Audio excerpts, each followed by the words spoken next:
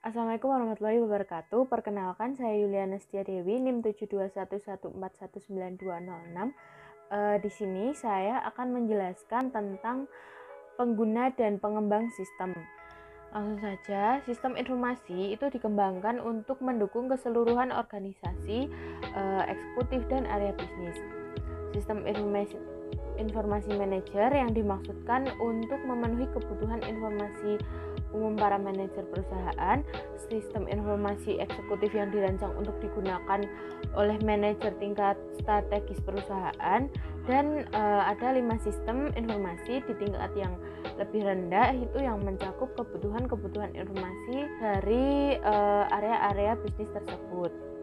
Untuk menggambarkan karyawan yang bertanggung jawab utamanya untuk memberikan kontribusi atas tersedianya sumber daya informasi dalam perusahaan itu menggunakan istilah spesialis informasi. Spesialis informasi itu meliputi analisis sistem yang merupakan orang ahli dalam mendefinisikan masalah dan membuat dokumen tertulis mengenai bagaimana komputer akan membantu menyelesaikan masalah-masalah tersebut. Kemudian administrator basis data yang bertanggung jawab atas basis data yang tugasnya melakukan perencanaan, implementasi, operasi, dan keamanan. Kemudian ada juga webmaster yang bertanggung jawab atas isi dan penyajian situs web perusahaan. Kemudian selanjutnya itu ada spesialis jaringan yang bekerja dengan analisis sistem dan pengguna dalam membuat jaringan komunikasi data yang menyatukan sumber daya komputasi yang menyebar. Lalu ada programmer yang akan menggunakan dokumentasi yang dibuat oleh sistem analis untuk membuat kode program komputer yang mengubah data menjadi informasi yang dibutuhkan oleh pengguna. Kemudian yang terakhir itu ada operator yang menjalankan peralatan komputasi berskala besar, monitor konsol, mengganti perangkat keras, mengelola perpustakaan pita dan disdata, serta melakukan tugas-tugas lainnya yang serupa. Komputasi pengguna akhir atau EUC itu merujuk kepada sistem yang memungkinkan siapapun untuk membuat aplikasi. EUC itu adalah sejumlah cara untuk mengikutsertakan pengguna akhir ke sistem komputasi. Komputasi pengguna akhir atau EUC itu timbul disebabkan oleh 4 pengaruh utama, yaitu dampak pendidikan komputer, antrian layanan informasi, murahnya perangkat keras, dan perangkat lunak yang siap pakai.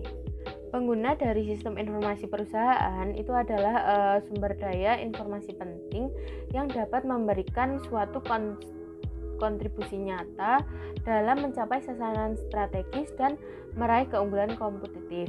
EUC sendiri itu memberikan 2 manfaat utama, yaitu menyamakan kemampuan dan tantangan serta mempersempit jarak komunikasi. Manfaat-manfaat EUC itu akan menghasilkan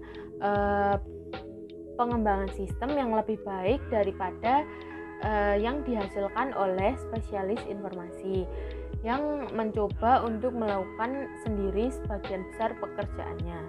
Sebaliknya, ketika pengguna akhir mengembangkan sistem mereka sendiri, itu mereka akan menghadapkan perusahaan kepada sejumlah resiko, antara lain yaitu sasaran sistem yang buruk, sistem yang dirancang dan didokumentasikan dengan buruk, pengguna sumber daya informasi yang tidak efisien, hilangnya integritas data karena tidak dapat menjaga data dan perangkat lunak mereka, dan yang terakhir yaitu hilangnya kendali. Karena potensi manfaat yang dimilikinya, perusahaan itu harus mengembangkan suatu rencana strategis sumber daya informasi yang memungkinkan EUC itu sendiri berkembang dan tumbuh subur. Sedangkan untuk resikonya, sudah ada beberapa jenis-jenis pengendalian yang telah bekerja dengan begitu baik di layanan informasi, juga harus diterapkan pada area-area pengguna. Selanjutnya untuk kantor maya, dengan adanya otomatisasi kantor atau office automation atau OA, membuat pekerjaan kantor itu tidak harus dikerjakan di kantor. Sebagai gantinya, pekerjaan tersebut itu bisa dilakukan dimanapun kita berada. Konsep kantor maya atau virtual office itu mengakui bahwa pekerjaan kantor dapat dilakukan hampir di semua lokasi geografis selama tempat kerja tersebut itu terhubung dengan satu atau lebih lokasi tetap di dalam satu perusahaan oleh suatu jenis kemampuan komunikasi elektronik. Konsep kantor maya ini dimulai dengan telekommuting, lalu disempurnakan untuk menciptakan suatu fasilitas kantor yang disebut hoteling. Telekommuting itu sendiri merupakan satu cara yang tepat untuk menggambarkan bagaimana karyawan dapat secara elektronik pergi ke tempat kerja. Kemudian untuk hoteling itu sebuah ide yang menggambarkan bahwa perusahaan itu menyediakan suatu fasilitas terpusat yang dapat dibagi bersama oleh karyawan jika terdapat kebutuhan akan ruang dan dukungan kantor. Telekommuting dan hoteling itu sendiri itu yang memungkinkan adanya kantor maya.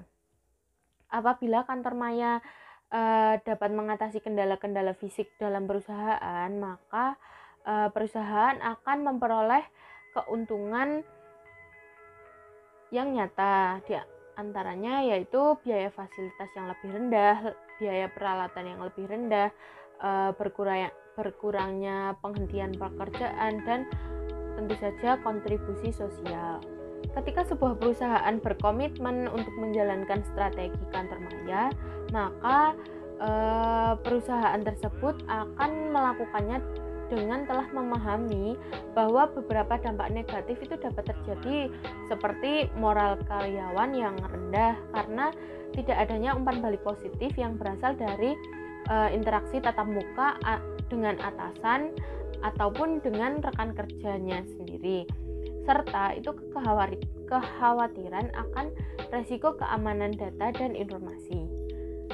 Terima kasih, sekian dari saya. Mohon maaf apabila ada kesalahan. Wassalamualaikum warahmatullahi wabarakatuh.